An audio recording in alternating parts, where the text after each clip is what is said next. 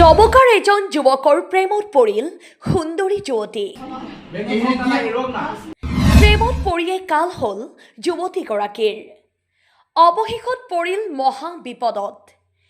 প্ৰেম আৰু বিবাহৰ প্ৰতিশ্ৰুতিৰে কৰিছিল প্ৰেমৰ সম্পৰ্ক। বিয়া কৰাৰ কথা কৈ মাতি আনিছিল নিজ ঘৰলৈ। প্ৰেমিকাও মনে মনে আহিছিল কন্যাৰ সাজত।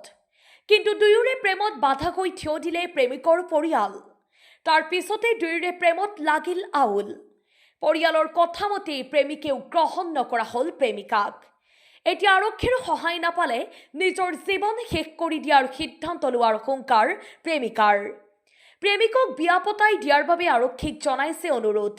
হয়, গুৱাহাটীৰ এগৰাকী যুৱতীৰ লগত প্ৰেমৰ সম্পৰ্ক কৰিছিল ডবকাৰ মদাৰতলীৰ আফতাৰ উদ্দিন লস্কৰ নামৰ এজন যুৱকে। বিগত ১.৫ বছৰী আফতাৰে বিয়া কৰাৰ প্ৰতিশ্ৰুতিৰে চলাই গৈছিল প্ৰেমৰ সম্পৰ্ক।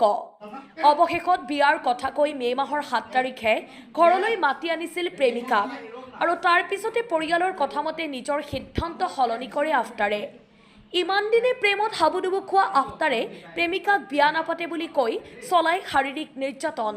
বলপূৰ্বকভাৱেও প্ৰেমিকাৰ লগত লিপ্ত হৈ অসৎ কামত। তাৰ উপৰিও আফতাৰৰ নিজৰ বায়েক আৰু ভায়েকক লগত লৈ অহা গুণ্ডাই লগাই মাৰধৰ কৰে প্ৰেমিকাক।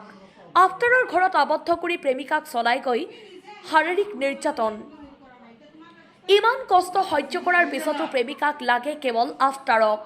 আফতাৰক নাপালে নিজৰ জীৱনটো শেষ কৰি দিব বুলিও কৰে মন্তব্য। সমগ্ৰ ঘটনা সন্দৰ্ভত ডবকা থানাত গোচৰ কৰিছে প্ৰেমিকাই। আৰক্ষীকো ন্যায় দিয়াৰ বাবে জনাইছে আহ্বান।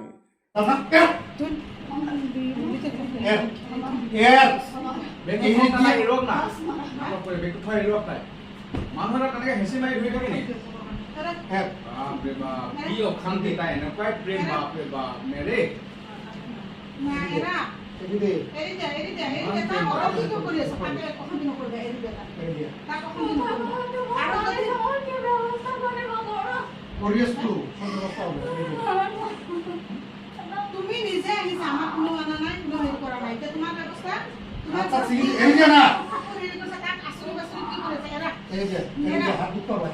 তুমি বলা সেইটো দুটা